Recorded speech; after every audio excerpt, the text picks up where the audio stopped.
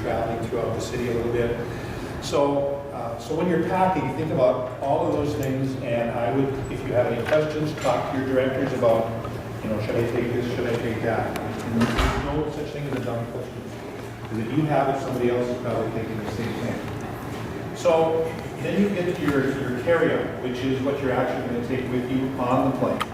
So you have your baggage you're going to take to the airport and check into, let them put it under the plane, and they'll have your suitcase meet you when you get to Boston. And then you have your carry-on. And some of you are bringing instruments on the plane, is that correct? That you'll put in the overhead. If you, and I was talking to the director about Bellwood, there's a stipulation about 3.4 ounces of liquid. So check your little oil bottle, because if you have something that's more than 3.4 ounces, they'll take it and not ask questions. If you have a water bottle with you, they'll take it and not ask questions. So don't bring food through there, don't bring drinks through there. So in your carry-on then, you'll just want to take medicine if you're taking medicine. Take your cell phone chargers, because the planes and the buses, most of them now have charging receptacles, okay?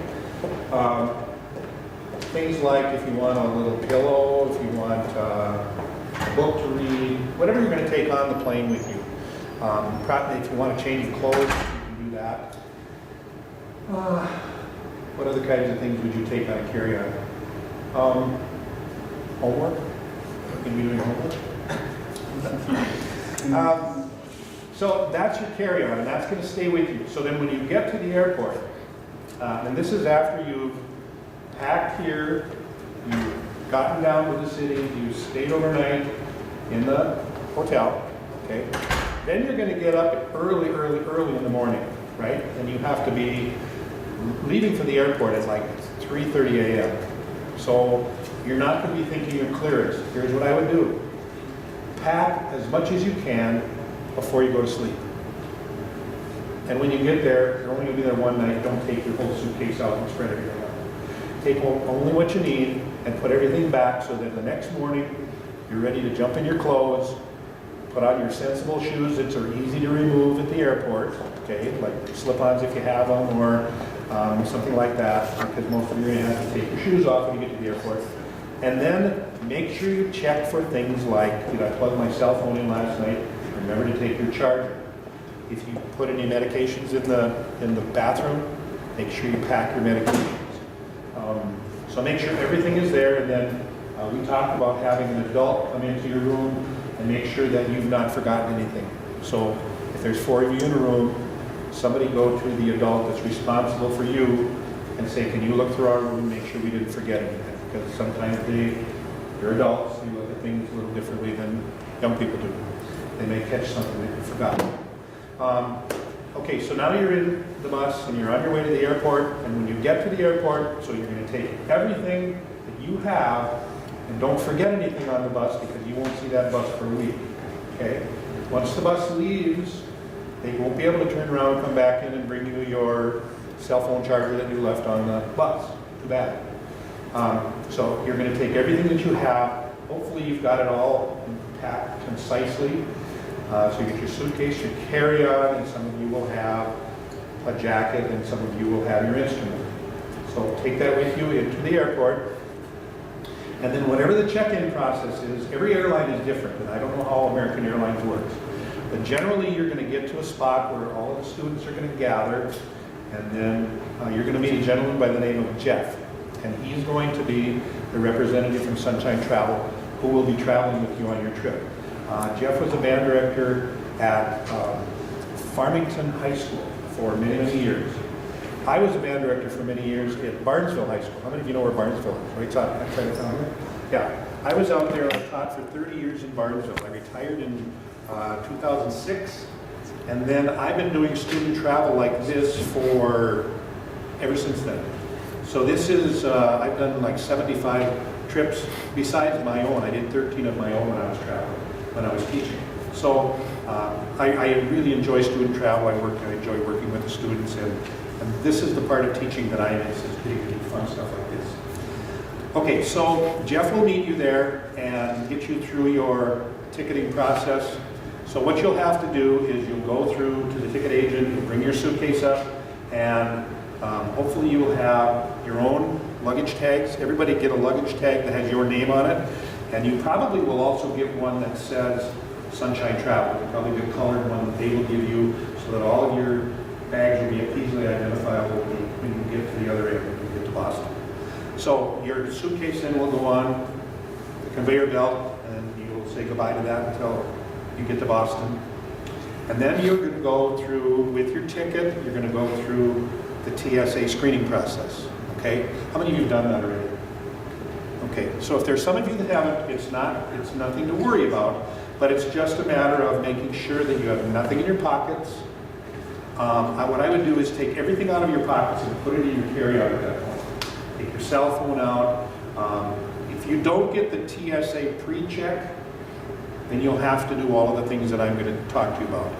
If you are one of the lucky ones, and this TSA pre-check is a totally random thing, unless you're an old guy like me, and then we always get the TSA pre-check. What that means is you don't have to take your shoes off, you don't have to take your belt, your jacket, and they generally just take your bag, slide it through, and then you're good to go. Everybody else has to go through the process of going through the metal detector, and I guess pre-check has to do that too, but you go through the metal detector, which means that if you have anything in your pockets at all, they're going to have you step back, check again, then go through again. And this is the thing where you stand in the deal and you lift your arms up like this, and the x-ray thing goes around like this, and they just make sure that you have nothing on your person that's going to be setting off alarms, okay?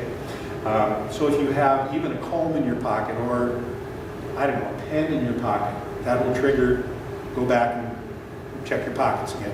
So just be very careful to do that the first time, and they don't get mad if that happens, but it just holds up the process just a few seconds. So once you're through that, you've taken your shoes off, you put your if you have like a iPad, take it out of your carry-on and lay it right on the X-ray belt. They have bins for you, so everything you can take, you can stuff in your bin. You're supposed to put your shoes right on the X-ray belt also, if they tell you to take your shoes off. But then you can take your jacket, and if you have a hat or whatever, you can put that in these bins, and then those will go through the X-ray machine. If nothing in there triggers an alarm, then you're free to go. Do not bring things like jackknives, box cutters, anything with, I lost a 2-inch, about 1.25 inch Swiss Army knife one time. You know, a little one here, this. You put it in your pocket, just so you can carry it around. Don't try to take this through, because they'll take it away from you, okay? So now you're through the checkpoint, and then it's just a matter of going to your gate. Say you're going to leave at gate 72 or whatever. So you look at the big signs, and your group will travel as a group to that gate, and you'll wait for your flight to take off. At this point, you'll probably have about an hour to wait. Okay? So you will have gotten, I think, you're getting a bag lunch or bag breakfast, something at the motel.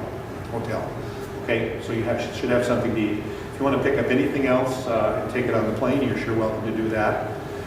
So then you get on your plane and you get to Boston. Now, are there any questions at all of anything I've talked about in terms of your packing process, or TSA check-in, or luggage, carry-on, anything like that I've missed, or that you guys have any questions about? If you think of any of these things, I'm sorry. Can you carry a bottle of sunscreen or something in your? If it's less than 3.4 ounces. Okay. Here's the TSA rules are that you can have as many of these as you can pack in 1 quart clear Ziploc bag. Okay. So 3.4 ounces of liquid.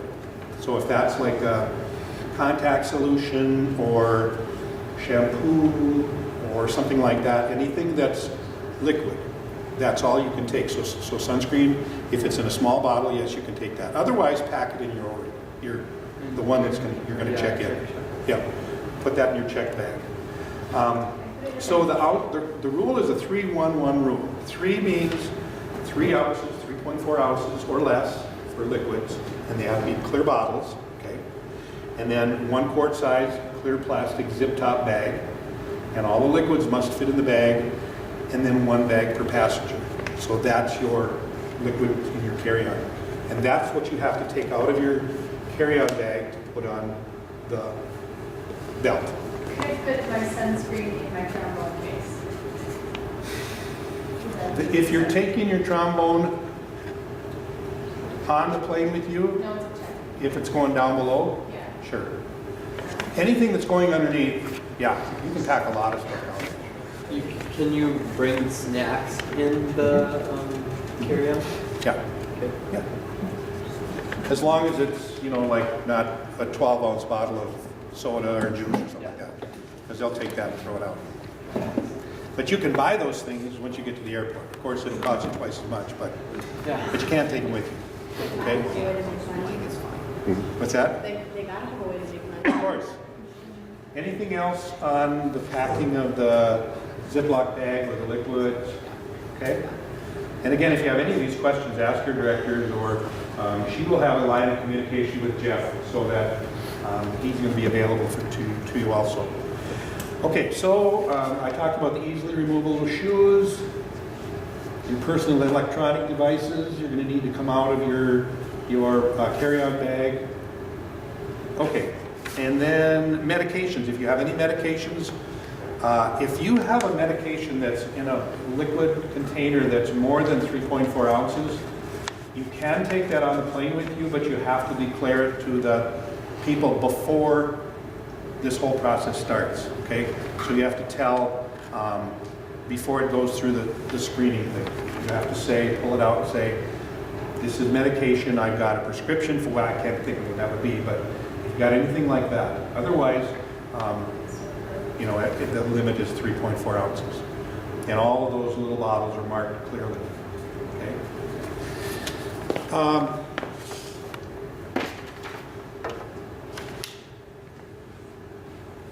Okay, now as far as once you're in Boston, so you've got to Boston and you're at the airport, you're getting on your bus, and so now I talked to your director a little bit about a quick way to take roll call so that your adults know that everybody's there, that somebody didn't stay back and get left in the bathroom and come out of the bathroom and everybody's gone. That's not going to happen.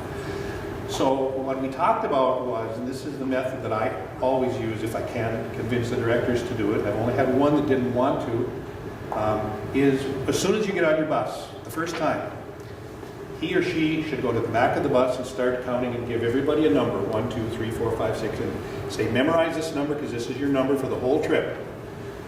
Once she gets to the front of the bus, she's going to say, all right, we're going to count off, and we're going to count off from the back of the bus, yell your number loud, and do it fast. And you can do a bus of 50 people in about 30 seconds, okay? And we could demonstrate that in here if we have enough time, but I won't do it now. But it's amazingly fast and accurate.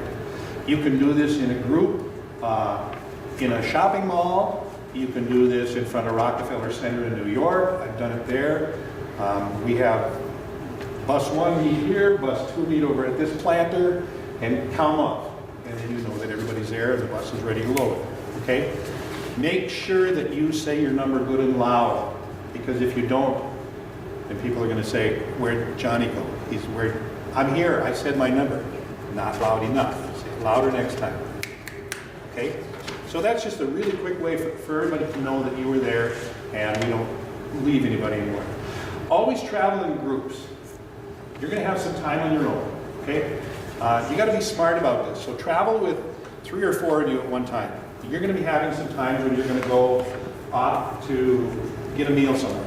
Okay, you're in downtown Boston and it says, okay, you have an hour and a half Meet me back here in an hour and a half. You gotta go get a meal, do a little looking around, but you gotta be back here at whatever time. Always be 5 minutes early. Don't be the last one there. And I will tell your adults that they should never be the last one there. Because this is a pet peeve of mine as a trip manager. Sometimes the adults are shoe shopping or something. And I had a group one time in New York City. We're sitting next to Rockefeller Center. We had gone up to the top of the rock and we're waiting to get, this is the first night we were there, and we're waiting for this group to load up their buses. And we were waiting for 2 adults because one lady was looking for the right kind of shoes to take on her Caribbean trip the next week. She held up 4 buses and we didn't know where she was. And then finally somebody got hold of her. So don't be that person, okay? Always be just a couple minutes early, and then, then you can leave when your time says that you're going to leave, not just gathering at that time, okay? Be smart about the money that you take with you. Each of you is going to need some money. And we talked about these meals on your own. You're not going to get much for $5, okay? I would say, especially if you're in an airport, food's going to be more expensive if you buy any food in the airport.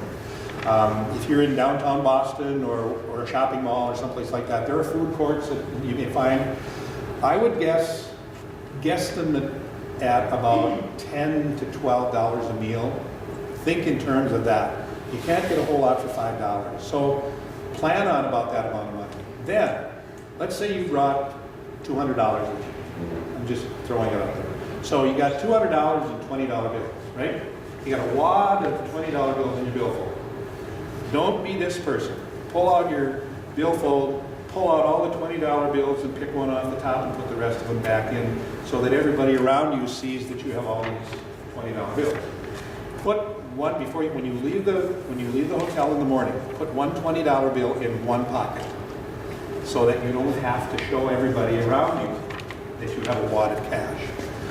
Another idea is to take a debit card with you. When you have a debit card, you can get a bank and a debit card and preload it with however much your parents trust you with, and then also bring some cash in case you forget to take that debit card out of the machine or whatever, you happen to leave it in a store.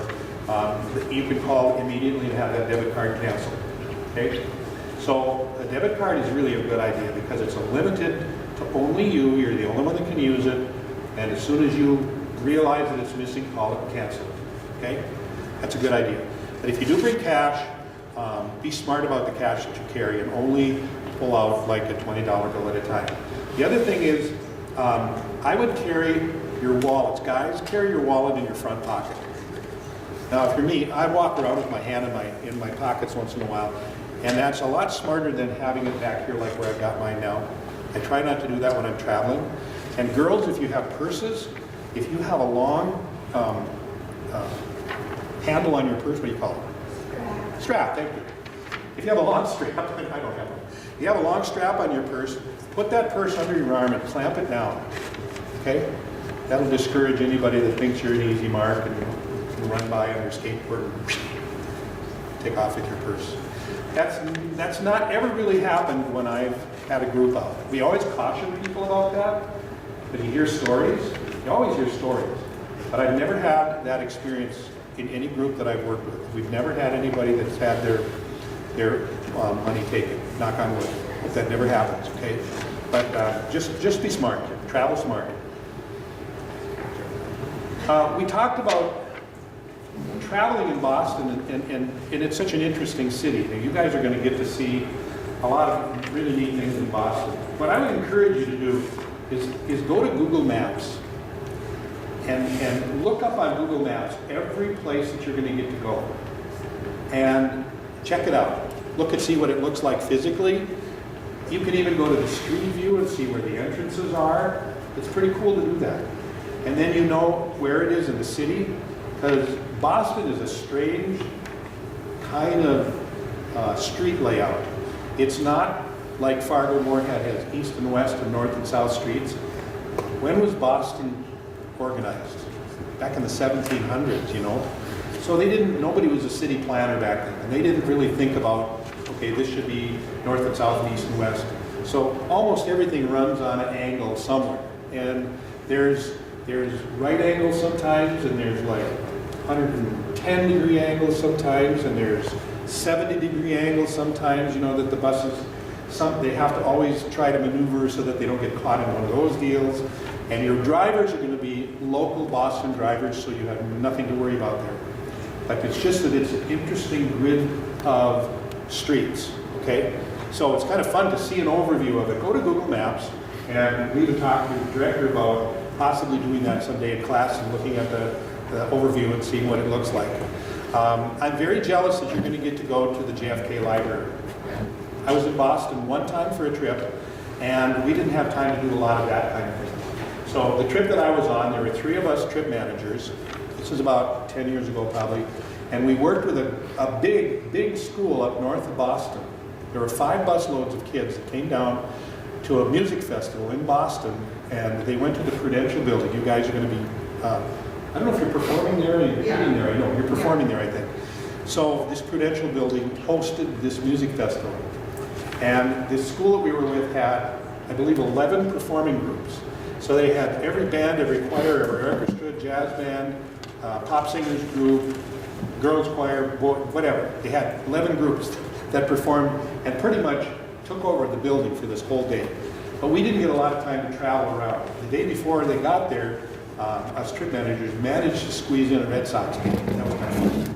So I can say that I've been to Fenway Park. But you guys are having a whole concentrated study of downtown Boston, and that's really good. So I envy you that. So take advantage of all of that stuff. And like I said, don't live your whole trip on your cell phone, and don't, you know, take a lot of pictures, but don't do the whole Facebook all the time, and you know, and miss things that are going by, and miss things that you could be seeing. So be very aware of everything that you're gonna see and do. Listen to your adults. If somebody gets on the intercom and is telling you something about this is so and so, Jeff will probably do that, because I'm thinking I do. I like to get on the intercom and tell the students what we're going by, some interesting buildings or whatever. Listen to your adults, so that she could probably say there's going to be a test when we get home. And then see who was paying attention. The things in your itinerary, let's see if there are any things that jump out. Are there things that you folks have questions about your itinerary? You've all seen it, right? You all have seen copies of the itinerary, so you know where you're going. You don't maybe know this, but you're going to get a tour of the Berklee School of Music that was just added yesterday or the day before. Okay, so you do know that. That's a real plus. Walking tour of the Freedom Trail, exploring Beacon Hill, and then you're going to get to see the Blue Man Group. And that's going to be fun. Have any of you seen them before? Okay. Blue Man. Yeah. Get me in the first 3 rows, will you? So we're gonna paint on us? Huh? We're gonna paint on us? Well, you just want to be in the first few rows. There's a reason. Let's see. So you're going to see a lot of great things. You're going to go to Salem, where the witch trials were. That's pretty cool. There's a lot of interesting stuff on this. Yeah.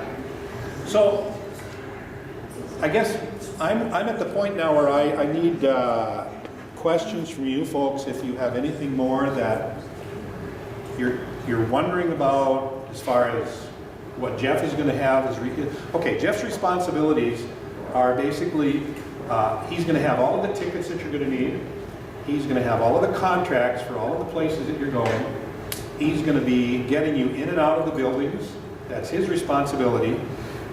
He and the bus drivers will be having their heads together, making sure that you're at every place you need to be before you need to be there. Okay, that's going to be his concern. And again, you have local drivers that are going to be very on top of that. So when you need to get picked up someplace, Jeff will be on the phone saying to the drivers, pick us up at whatever time it is.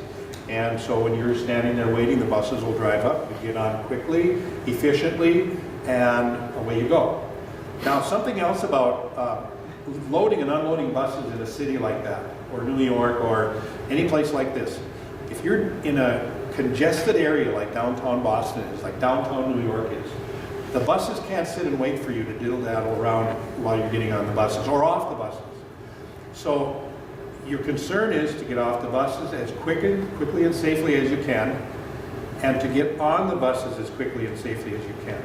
So my advice is, when you're ready to load the bus, who's ever sitting on in the back seats of the bus should be the first ones in line.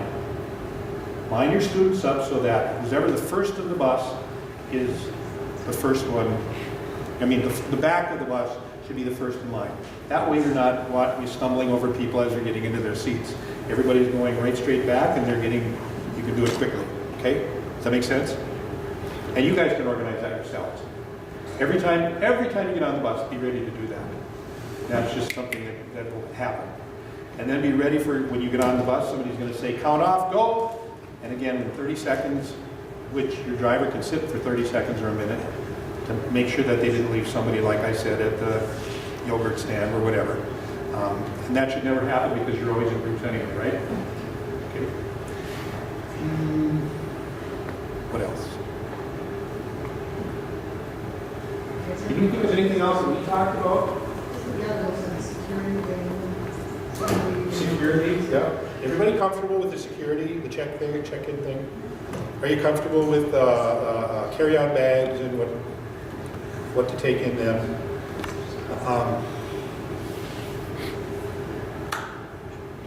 Checking their instruments, is there anything special consideration for when they check their instruments on the flight, or? I don't think so, and we've done that before. Basically, that's just going to be something that you put in your overhead, okay? And I would make sure that your latches are good. You don't want your trumpet falling out at 30,000 feet, you know. Or when you stick it up there, or when you take it out. Everything shifts in the transportation areas. Things move around.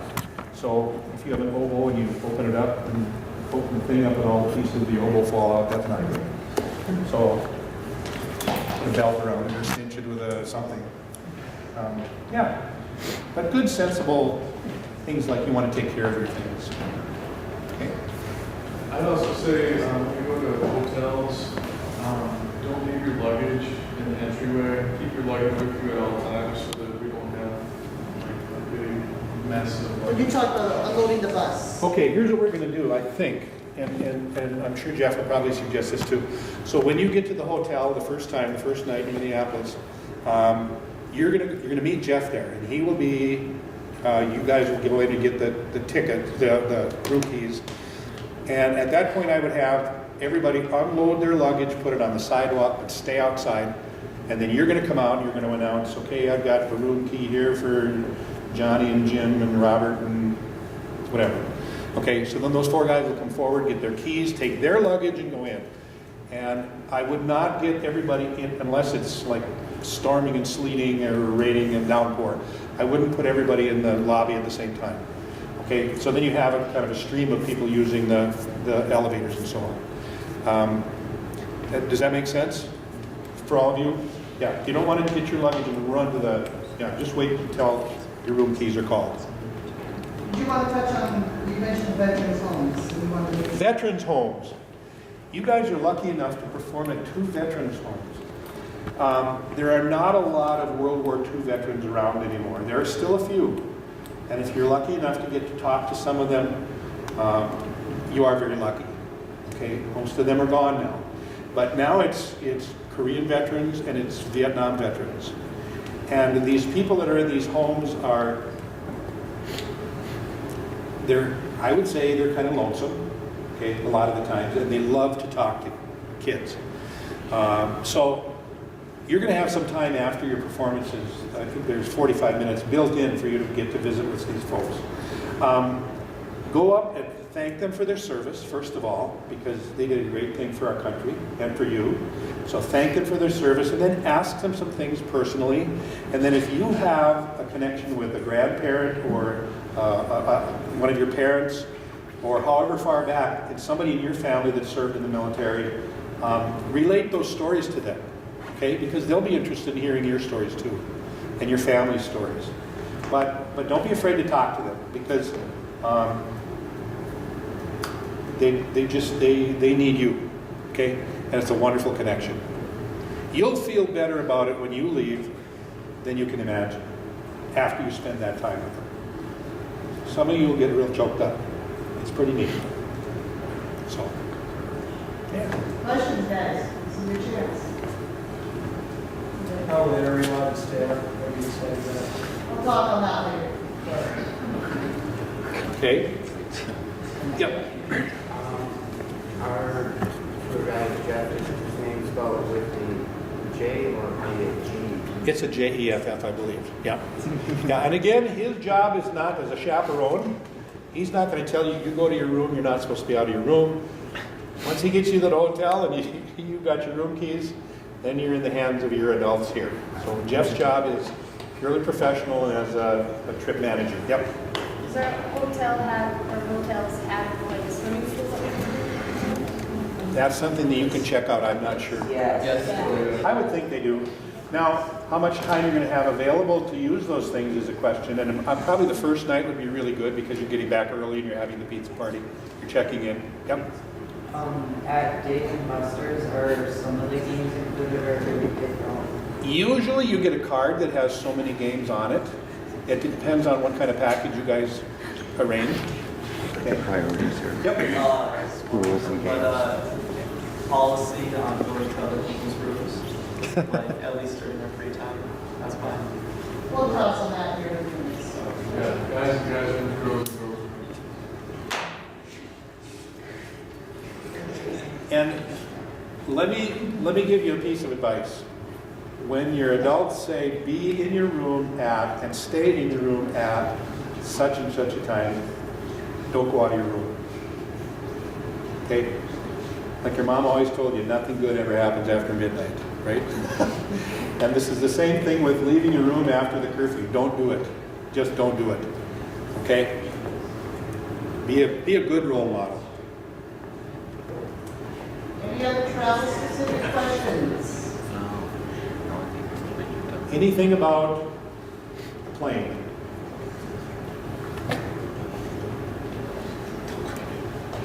What kinds of things do they see at the presidential library? I think there's some that are things. that You know, they take a look at once- I don't know about the JFK library, but I'm sure there's going to be a lot of artifacts. I wouldn't be surprised if there are some things from the assassination. There's a lot of Kennedy history still going on. I'm getting advertising on TV now about this program about the Kennedys, things you didn't know about the Kennedys. They're a fascinating family. They were called America's Royal Couple. In 1961, when he was elected president, they called his White House Camelot because they were young, they were attractive, they were beautiful people. They charmed the whole country. And so it's just a fascinating thing to me that you're getting to go to see this library, and I have never been there. But I'm going to get there someday. Yeah, one day. Yeah. So take it all in. Don't be like my kids were. I got to take a chance to take my kids to, when I say my kids, my band in Barnesville. We went to the Harry Truman Museum and Library in Independence, Missouri. And I could have stayed there for 5 hours. And I had kids that went, and they were out on the lawn in half an hour. They just kind of went, this is dumb. Don't be that person. I couldn't convince those kids that this is historically, this is Second World War, atomic bomb. You'll never see this stuff again, you know? There's some really interesting things you're going to see there.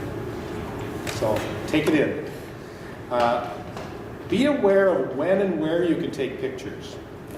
Like you're going to go to an art museum. Sometimes they don't want you taking pictures in an art museum. Sometimes you're like in the presidential library, they'll say you can take pictures but don't use flash. Be aware of that. Don't be that person that goes and everybody turns and looks at you. Or be sitting someplace and you're listening to something and you were the person that forgot to turn their cell phone off in the musical or the show, or you know what I mean? Yeah. Remember to do common sense stuff like that. Yeah, don't be that person. Okay? So if we've got 2 check bags, it's the same process if you just have 1 check bag? Well, whatever you check, there's a fee for all check bags, I believe. Is it $25? So you can take whatever you can carry, but you're responsible for whatever you take along with you, you know. So, yeah, all of you, and this kind of goes back to not taking the biggest suitcase in your house, if you can get by with, because, you know, it used to be that you have to carry your suitcases, then they put 2 wheels on the suitcases, now they have 4 wheels on the suitcases, but you still have to manage your own luggage, okay? So make sure that you can handle whatever you're taking along and not depend on your friend to take one of them for you. If you buy with just 1 duffel bag that you can carry on, that's excellent. Yeah. And there's easy ways to do that too. If you take your pants and like actually roll them up, it takes up less area. That's why Yeah, you all have an assignment to carry out a suitcase. and you don't get wrinkles that way. You roll up your shirts, roll up your pants, roll up everything, like a bunch of logs. Yeah. They'll come out nice and smooth. It's also faster to find things. You have like 9 things you can see because you got all these different colored If you're logs. flying, you can wear layers also. You can wear your jacket, shirt. And your shampoos may explode inside. So put them in the plastic bags. Yeah, 'cause but any liquids, you'll have that's the reason they go in plastic Yeah, bags. you'll have shampoo all over your clothes, lovely things like that, or Yeah. oils that go all over your clothes. You smell like that forever. or saline solution that's mysteriously empty. 'Cause it's all squirted through. You probably talked about that. I'll have to get like the first 5 minutes that I missed when you came in. Oh, Do you guys have anything else to ask him quickly? We ask now, this is a good chance. what's that? What's your PIN number? Okay, Steve, let's say, we'll focus. Jordan, So, like, how big is a normal carry-on thing? Oh, well, it should be like anything you can put underneath your, your carry-on can be a small suitcase. It can be a small suitcase and it's like 9 by 14 by 14 or something like that. And when you get to the airport, they've got these little slots you can slip them in, and then they can only be like 14 inches high. If you've got a small suitcase, you can pack one of those. Or if you want to pack a backpack, that can be it, or a duffel bag. A lot of those you can stick under your seat, you know. And if you can't put it under your seat, chances are you're going to get it up above. Now, I don't know, yeah, hopefully you're traveling on a big enough plane and they won't catch you and say, I'm sorry, we can't put any more, all the overheads are full. And even if they do that, you have to check a bag. They'll check it right at the door of the plane as you go in. And then when you come back out, that thing will be waiting for you when you leave the plane. So, not a big deal. Can you have carry-on and a purse, or just? Yes. Yep. You can have like an overhead bag. You could, you suitcase, can and have then a the backpack and a small suitcase that you can put in the overhead. and a purse. remember, we have American Airlines, that's the cargo, she went out for all the answers. Generally, a carry-on is like a purse and a small piece of luggage or a backpack.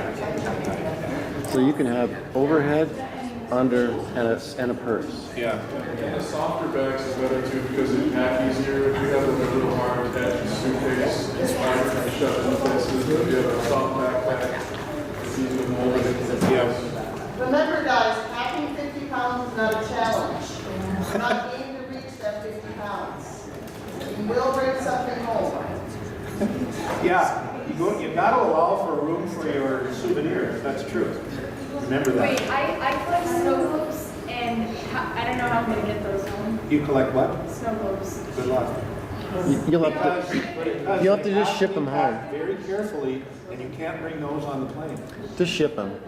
Yeah, if they'll ship them for you, do that. It probably costs more than the snow globe, but you can do it. Yeah. Yeah, I guess I could. Yeah, snow globes would have to go in your, not your carry-on. Okay. Well, you guys are going to have a great trip. I'm excited for you. Some of you that have never traveled before, this is going to open your eyes and hopefully get you excited to do a lot of traveling in your life. Okay? And make sure that you thank the adults that are taking you on this trip. Make sure when you're done, you say, thank you for letting me do this. This was a neat opportunity. I'm glad that I got to do this. Okay? Can you stick around for a few minutes? I can. Class? Sure. All right. Mr. Roach, I'm going to touch a little bit, if you don't mind, on behavior. Expectations. Don't be more on it. I don't have to give this speech to the choir because half of those people have been on these tours already last year and some of them even in the last 2 years, so they're kind of veterans at this type of stuff.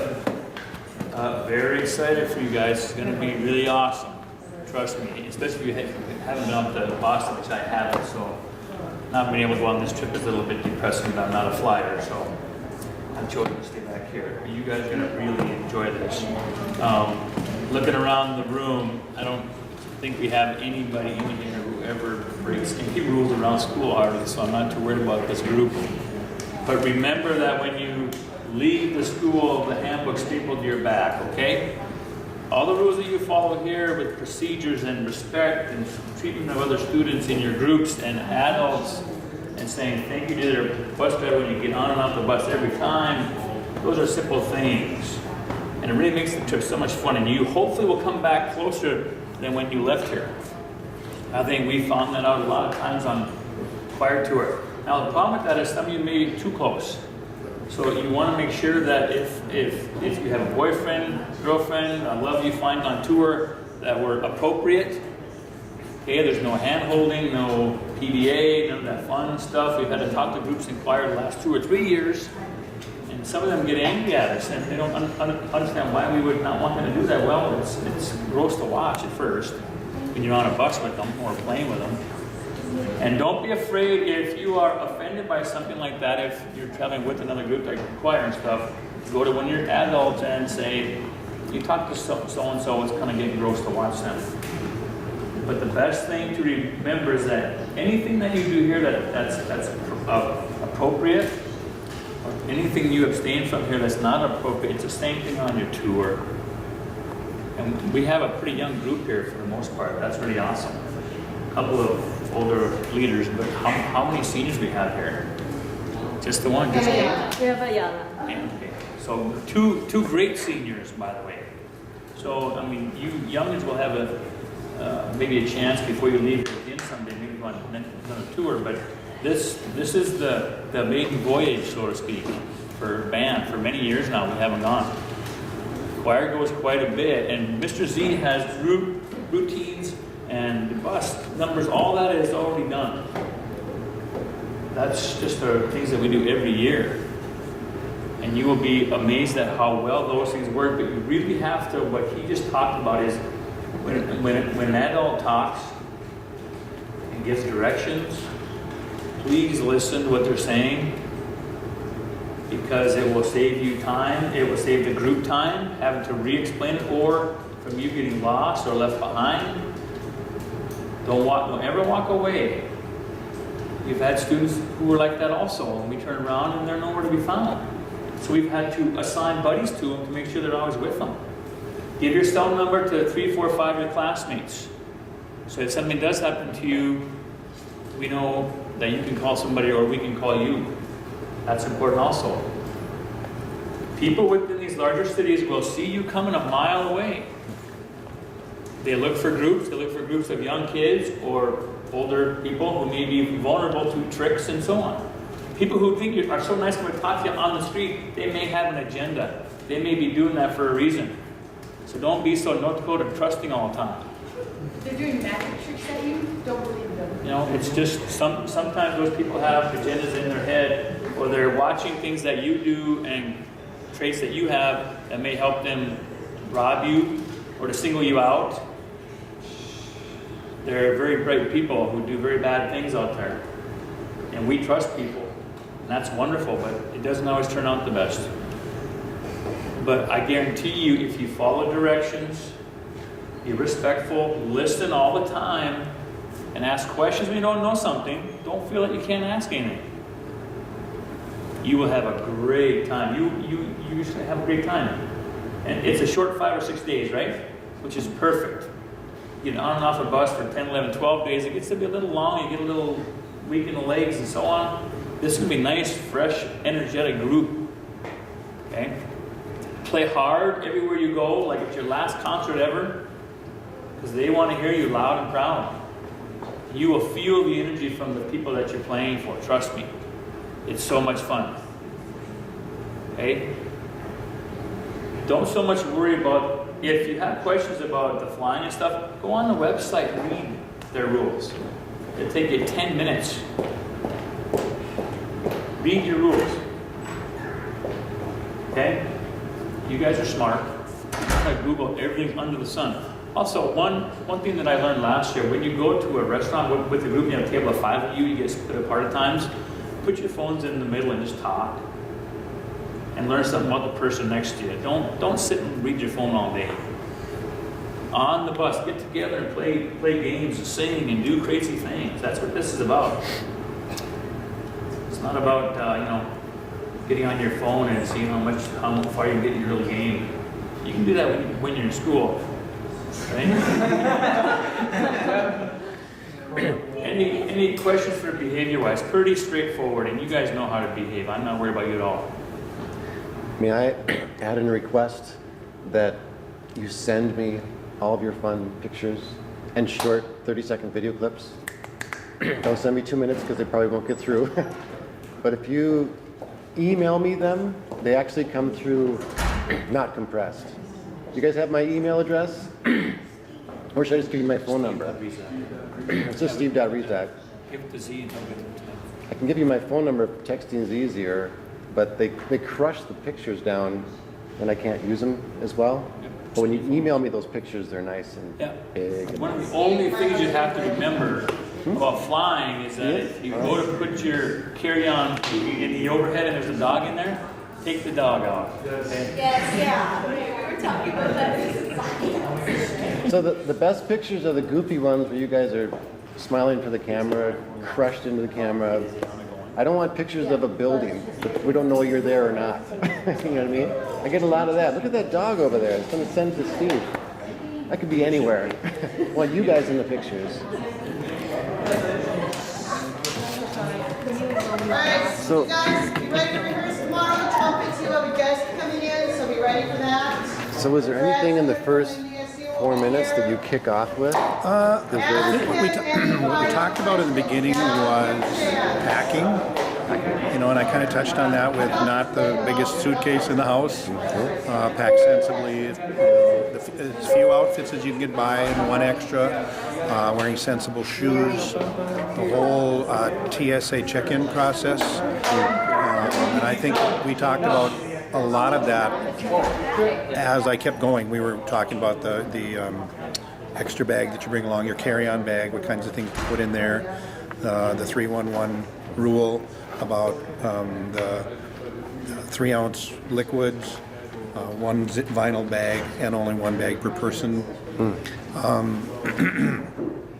Trying to think what else. Did you get information about excuse me. I'm going to shut her off. I got to talk to her. Let's see about the TSA check-in and going through. Did you get all of that? I think you got talking about the shoes. I'm not sure. I think it was just at the beginning was pretty much an overview of what we were going to talk about. okay. So I think you pretty much got everything Okay. that was important. That when you came in, I think we were just starting to get into details. Okay, good. So yeah, no, Great. I don't think you missed anything. All right. Yeah. Thanks. Well, thanks for doing that.